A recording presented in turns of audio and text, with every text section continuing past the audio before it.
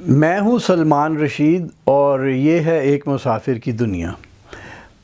یہ ابھی 2-4 دن پہلے عدنان معز جو کہ ہمارا ڈائریکٹر ہے اس پروگرام کا، اس کی اور میری بات ہو رہی تھی۔ نوجوان آدمی ہیں، ضیاء کے مارشاء اللہ کے وقت تو ابھی وہ پیدا بھی نہیں ہوا تھا، تو وہ ایسی ہماری کچھ بات ہو رہی تھی تو وہ بڑا حیران ہوا جب اسے پتہ چلا کہ میں نے مارشاء اللہ کمپلینٹ سیل میں بھی کچھ وقت نوکری کی تھی پشاور میں۔ اس وقت میں ابھی فوج میں ہی تھا، میرا آخری سال تھا فوج میں۔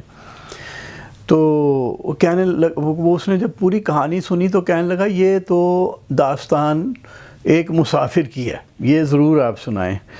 تو وہ داستان یوں ہے کہ میرے کمانڈنگ آفیسر تھے اس وقت لیفٹیننٹ کرنل نظر عباس صاحب، بہت ہی کمال کے آدمی تھے۔ میں نے 3 کمانڈنگ آفیسرز کے ساتھ نوکری کی ہے، اور ان میں سے پہلا کمانڈنگ آفیسر تو نالائق تھا، وہ بیچارہ بس ٹھیک ہے۔ دوسرا نہایت بدذات آدمی تھا، کہتا تو اپنے آپ کو خٹک تھا لیکن کالے رنگ کا تھا، اور مجھے پتہ ہے کہ میں نے آج تک کالا خٹک نہیں دیکھا، تو پتہ نہیں کتھوں نکلے ایسی۔ تو اور تیسرے کرنل نظر عباس تھے جو بریگیڈیئر ہو کے ریٹائر ہوئے۔ تو مجھے ایک دن بلا کے کہتے ہیں مارشاء اللہ لگ چکا تھا، 2 مہینے ہو گئے تھے، سپٹمبر کے دن تھے، یہ جولائی میں لگا تھا مارشاء اللہ، ہاں ستمبر کے دن تھے۔ مجھے کہتے ہیں بھائی وہ جو کمپلینٹ سیل ہے وہاں پہ ایک انہیں سٹاف آفیسر چاہیے، تو تمہیں میں بھیج رہا ہوں اپنا ایک اچھا افسر سمجھ کے۔ ان کو پتہ نہیں یہ کیوں غلط فہمی تھی کہ میں ایک ان کا اچھا افسر ہوں، تو اور تم نے ذرا دھیان سے کام کرنا ہے۔ وہ جو ہیں انچارج جو ہیں وہاں پہ کمپلینٹ سیل کے، کرنل شمیم تھا ان کا نام، اور جہاں تک مجھے پتہ ہے وہ آرمی ایجوکیشن کور کے تھے۔ بریگیڈیئر یعنی اس وقت کرنل نظر عباس نے کہا کہ وہ میرے استاد تھے پی ایم اے میں اس لیے تمہیں ان کے پاس بھیج رہا ہوں کہ مجھے تم پر بھروسہ ہے۔ خیر جی، میں وہاں چلا گیا، مجھے بتایا گیا کہ وہ ایک دفتر مجھے دے دیا گیا، ایک میجر صاحب بھی تھے بڑے دلچسپ ساتھ میں آرڈننس کے، اور ایک ریٹائرڈ کرنل تھا آرٹلری کا، شاید حفیظ نام تھا، مجھے ویسے یاد نہیں ہے۔ ان کا میں بتا دوں کہ یہ جو کرنل صاحب تھے نا، یہ وہاں پہ بس بٹھا دیے گئے تھے کہ یار چل واقفیت ہوگی کسی سے، انہوں نے کہا یار بٹھا دیو، تنخواہ بھی دیو، پینشن سے گزارا نہیں ہو رہا ہوگا یا کیا تھا۔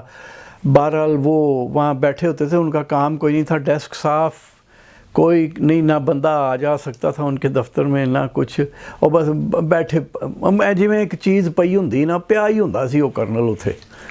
تو اور کرنل شمیم تھے، تو مجھے بتایا گیا کہ میرا کام کیا ہے، کہ یہ بیچارے غریب لوگ، پشاور میں تھا یہ کمپلینٹ سیل، تو وہ غریب لوگ آتے تھے، کسان زیادہ تر، کسی کا پانی کا مسئلہ ہے، کسی کا محکمہ زراعت کے ساتھ کوئی مسئلہ ہے۔ ویسے تو 2018 میں محکمہ زراعت کے سیاسی پارٹیوں کے ساتھ بھی بڑے مسئلے ہو گئے تھے، لیکن اس وقت وہ بیچارے کسانوں کے ساتھ اس قسم کے کوئی مسئلے ہو جایا کرتے تھے، اور چھوٹے چھوٹے کوئی کسی نے کسی کے پیسے مار لیے، وہ شکایتیں لے کے آتے تھے۔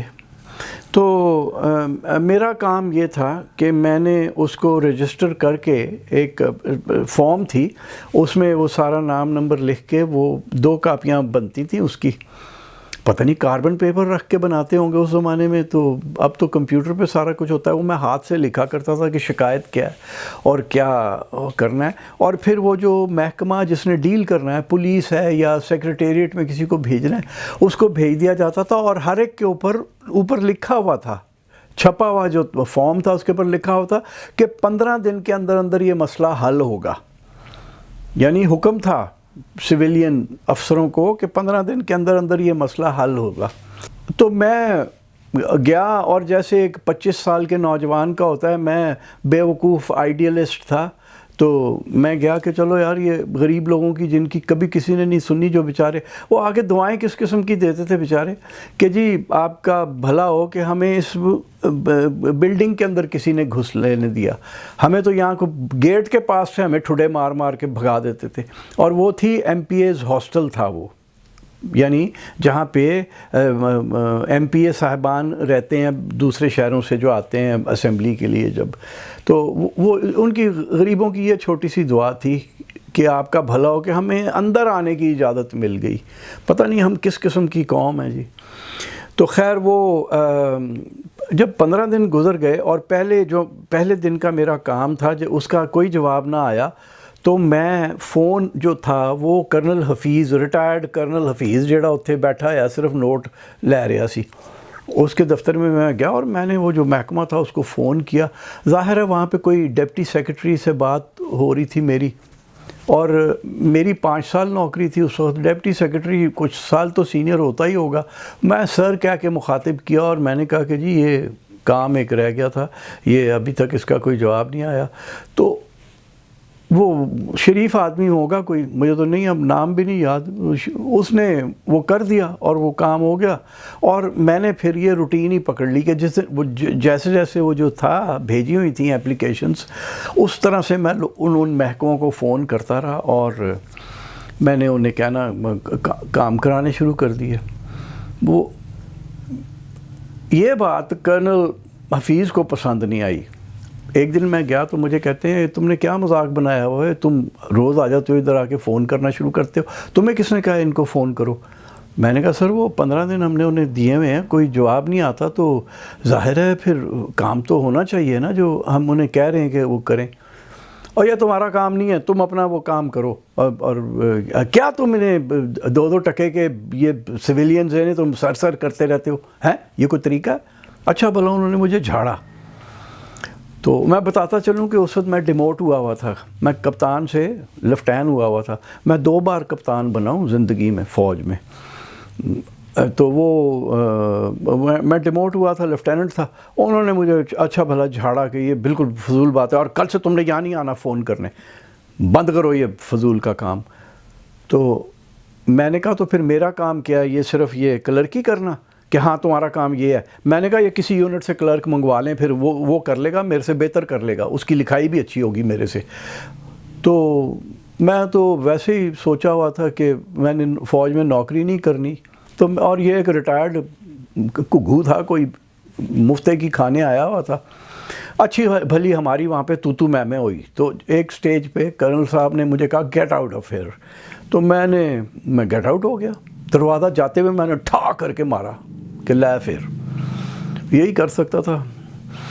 تو 2 منٹ کے بعد وہ جو رنر جسے ہم فوج میں کہتے ہیں، وہ جسے آپ لوگ چپراسی کہتے ہیں، ہمارے وہاں تو فوجی ہوتے ہیں نا، وہ رنر جو ہوتا ہے دفتر کے باہر، وہ آیا کہتا جی کرنل صاحب سلام کہہ رہے ہیں آپ کو. تو میں کرنل صاحب کے سلام کا جواب دینے چلا گیا، کرنل شمیم کا جو انچارج تھے کمپلینٹ سیل کے. تو وہاں پہ یہ بوتھا بھی بیٹھا ہوا تھا حفیظ. تو مجھے کرنل شمیم نے کہا یہ کیا مذاق ہے بھائی؟ تو میں نے کہا کہ جی یہ سر یہ بات ہے، یہ ہم نے ان سے کام نہیں کروانا، جس بھی محکمے کو ہم جو بھیج رہے ہیں پرچیاں، بس ہم نے یہ لکھ کے بھول جانا ہے. کہتے ہیں ہاں تم نے یہ بھول جانا ہے، تمہارا کام صرف یہ پرچیاں لکھنا ہے. میں نے وہی بات کی جو میں نے حفیظ کو کہی تھی کہ پھر سر آپ ایسے کریں کہ کسی کلرک کو بلوا لیں، مجھے کیوں یونٹ سے بلوایا ہوا ہے، میں اپنے یونٹ میں کوئی کام کروں. تو کافی تو میں ادھر بھی ہوئی.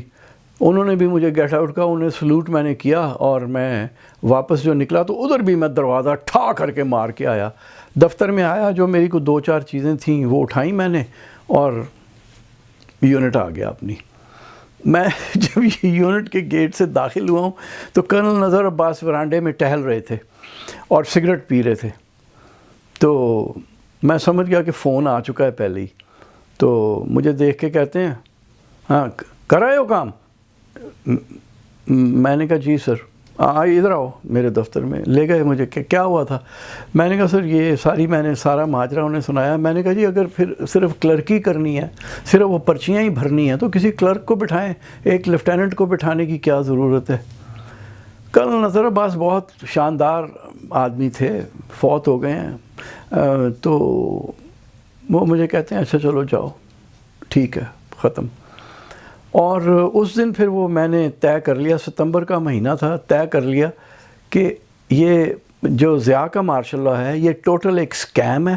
یہ لوگوں کو جسے ہم کہتے ہیں نا پھدو لان والی گل ہے، بیوقوف بناؤ غریب لوگوں کو جن کا کوئی سننے والا نہیں ہے، ان لوگوں کو بیوقوف بناؤ اور ڈنگ ٹپاؤ، اور بس اپنی وہ جو ڈی ایم اے ملتا تھا ڈیلی مینٹیننس الاؤنس، اس وقت میں لیفٹیننٹ تھا، میری تنخواہ شاید وہ میکسیمم جو لیفٹیننٹ کی ہوتی، کیونکہ میں تو ڈیموٹ ہوا تھا نا، تو میں جو حد اونچی ہے تنخواہ کا وہ میں لے رہا تھا شاید 700 روپے تھی، تو کوئی 700-800 روپیہ ہی ڈیلی مینٹیننس الاؤنس بھی ملتا تھا مہینے کا. اگر وہ بنتا تو وہ مہینے کا 700-800 تنخواہ جتنا ہی بن جاتا تھا، یا شاید تھوڑا زیادہ، مجھے صحیح یاد نہیں ہے. تو میں وہ بھی چھوڑ آیا، اور یہ میں نے طے کر لیا کہ یہ اس سے بہتر ہے کہ بندہ جو ہے نا وہ عزت سے فوج سے چلا جائے اس سے پہلے کہ ٹھڈ پڑے. تو اس کے بعد پھر وہ جو تھی وہ سپیڈ میں نے پکڑ لی، اور پھر دسمبر اسی سال میں 1977 کے دسمبر میں نے استعفیٰ دے دیا. 9 مہینے لگے استعفیٰ ایکسیپٹ ہونے میں. تو یہ وہ کہانی تھی جو عدنان معیز کے کہنے پہ میں نے آپ تک پہنچائی.